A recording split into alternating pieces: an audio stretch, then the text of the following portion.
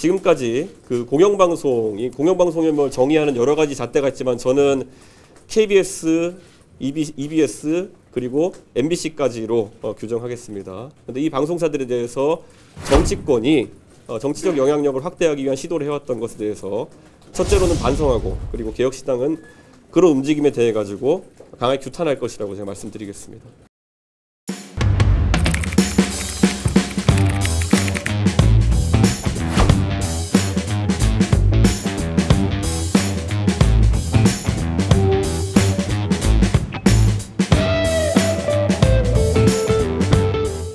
실제로 앞으로 정강에도 담아내겠지만은 자유와 창의를 창달하는 것을 목표로 하고 있기 때문에 상당한 자율성을 부여하는 형태의 정책 방향성을 설명드렸습니다. 그리고 지금까지 그 공영방송을 정의하는 여러 가지 잣대가 있지만 저는 KBS, EBS 그리고 MBC까지로 규정하겠습니다. 그런데 이 방송사들에 대해서 정치권이 정치적 영향력을 확대하기 위한 시도를 해왔던 것에 대해서 첫째로는 반성하고 그리고 개혁신당은 그런 움직임에 대해 가지고 강하게 규탄할 것이라고 제가 말씀드리겠습니다.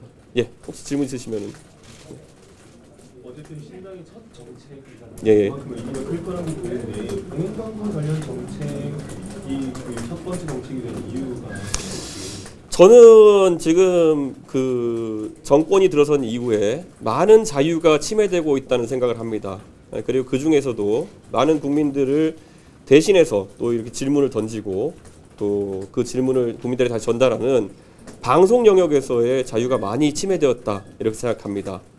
실제로 지난 한 1년여에 걸쳐서 이런 문화가 계속되다 보니 정치인들이 사실 국민을 대신하는 언론의 질문에 답을 안 하고 도망가는 경우도 굉장히 많아졌다. 저는 그런 생각을 합니다. 근데 이런 문화가 잘못된 것만큼 또 그리고 우리가 봐온 것은 어느 때보다도 방송 진행자와 그리고 정치 패널 등에 대한 직접적인 규제도 많아지고 있는 상황이고 실제로 방송을 천직으로 알던 많은 간판급 진행자들이 자리를 떠난 것으로 목격했습니다. 근데 이것이 얼마나 국민의 알 권리를 침해하는 것인지에 대해 가지고 개혁신당 구성원들이 모여서 논의하면서 이것이 가장 중요한 어떤 정책 중에 하나다라고 해서 일반적으로 지금까지 정당들이 경제나 아니면은 안보 등의 이슈를 맨 앞에 세웠던 것과 다르게 저희는 국민의 알 권리를 맨 앞에 세우겠습니다. 네, 또 혹시 그 임명 동의제를 도입하겠다고 말씀하셨는데요. 네. 이전에 지금 통과됐던 방송법 개정안, 방송 3법 개정안이 있지 않습니까? 예. 거기에 이제 그 정치 권력의 그 인사권의 개입을 막기 위한 그런 정치 독립을 위한 방송법 개정안이라고 언론계에서는 얘기하고 자리가 됐었던 건데 네. 그 법에 대한 동의를 그 법에 대한 얘기는 없는데 어떻게 보십니까? 저는 이렇게 생각합니다. 저희가 임명동의제를 한다는 것은 사실 그 방송 노동자들에게 매우 강력한 비토권을 부여하는 것이다. 이렇게 생각합니다.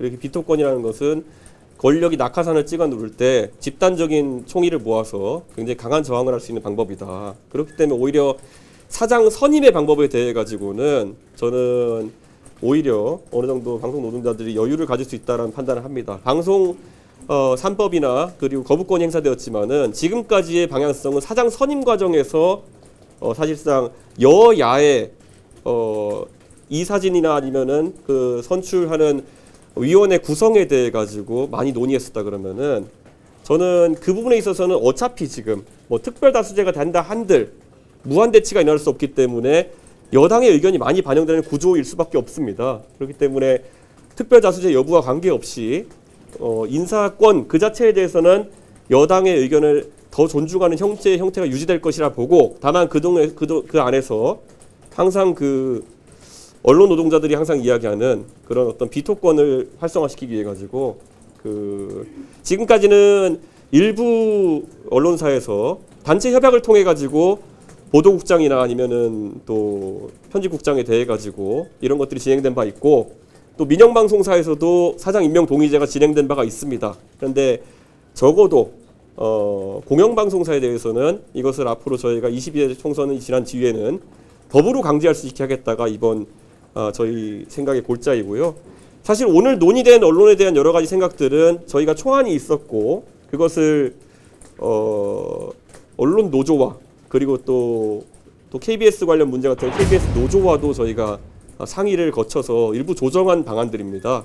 물론 그 노조의 의견이 그대로 반영되지는 않았겠지만은 저는 앞으로 개혁신당 같은 경우에는 이런 정책을 짜는 데 있어 가지고 보수정당은 항상 노동자 대표나 아니면 노조와의 교섭을 상당히 도외시하고 정책 결정을 하는 상황이 있었다면은 앞으로 그 사람이 관련된 정책에 대해 가지고는 개혁신당은 꼭 그 아래에 있는 노동자들까지 논의 대상으로 포함시키겠습니다. 예. 또 혹시 질문 있으신가요? 그리고 아까 그 방송 3법에 대해서 거부권 행사가 된 것에 대해서는 저는 사실 그 법안이 언론 노동자들의 뜻이 상당히 투영된 법안인 것은 알고 있지만은 저는 그 안에서 또 세부 내용 중에 동의하지 않는 내용들도 있다. 방금 말씀드린 것처럼 특별다수제 같은 내용들 같은 경우에는 그리고 또 저는 시민단체가 사장선임 구조에 참여하는 것들 같은 경우에는 오히려 혼란을 가중시킬 수 있는 측면이 있다고 평소에도 밝혀왔습니다. 그렇기 때문에 그 부분은 22대 국회가 되면은 다시 논의해 볼 필요가 있다 이런 생각을 하고 저희 개혁신당이 이야기하는 그 공영방송에 대한 사장에 대한 임명 동의제가 앞으로 테이블에 같이 올라왔으면 하는 생각입니다. 예. 또 혹시 질문 있으신가요? 이낙연 전 대표 이번 주 탈당 예고했는데 내일 기점으로 연대가 돼서 양양자 대표님의 출판 기념회 자리에서는 아주 정무적이거나 정치적인 대화가 이루어지지 않을 것으로 전 예상합니다. 특히 이낙연 전 총리님과 그리고 원칙과 상식 의원들이 현 소속 정당인 민주당을 탈당하지 않은 상태이시기 때문에 저는 그것이 현실화되기 전까지는 어떤 논의를 진행하는 것이 민주당 측에도 그리고 또 그 분들에게도 예의에 맞지 않는다 판단하고 저는 그 논의는 그 이후로 시점을 좀 미루려고 합니다. 예. 혹시 또 질문 있으신가요? 예. 방송인들이 이번에 이제 자리를 많이 떠나는 것을 천주로 아는 방송인들이 많이 봤다고 그러면서 이게 부당하다는 취지를 말씀하셨는데. 네. 그럼 여기 보도 편향성 언급도 말씀하셨던 것처럼 그런 방송인들의 보도 편향성이 있다는 어떤 그런 주장에 의해서 지금 그런 방송인들의 어떤 이제 그 자리를 몰아내고 하는 일들이 생긴 건데 그런 주장은 그런 근거에 따른 주장은 동의하십니까? 저는 이렇게 생각합니다. 외부 진행자들이 그 문제에서 상당히 큰 역할을 했다고 제가 지적하긴 했지만은 또 반대로 모든 외부 진행자가 그랬다는 것을 이야기하는 것은 아니다. 이렇게 말씀드리겠습니다. 그래서 저는 제가 패널로도 많이 나가 봤기 때문에 실제로 편향성이 우려되는 분도 일부 있었다라고 일부 있었다는 걸 이야기하고요. 제가 또 언론을 천직으로 여기던 분들이 여러 가지 이유로 본인의 이름을 달고 있던 프로를 벗어나서 뭐 해외에 지금 연수가 계신 분도 계시고 여러 가지 좀 안타까운 처우를 받고 계신 분들이 계신데 사실 그것은 사내 노동자나 아니면 외부 진행자나 공이 지금 나타나는 현상이다. 전 이렇게 생각합니다. 그리고 그렇다고 해서 제가 아까 말했던 편향성 지적을 받은 사람들에 대한 편향성 지적 모두에 동의하는 것은 아닌 게 편향성 지적이라는 것은 또 그 자체가 편향된 지적인 경우도 있었습니다. 그렇기 때문에 저는 아주 구체적인 사례를 들거나 아니면 또 모두를 싸잡아가지고 실제 방송을 떠나 계신 분들이 편향성 논란이 있었다고 인정하지 않습니다. 저는. 예, 그것은 말 그대로 오히려 경영진의 편향성 때문에 물러나게 된 분도 있다라고 제가 확언해서 말씀드리겠습니다. 네.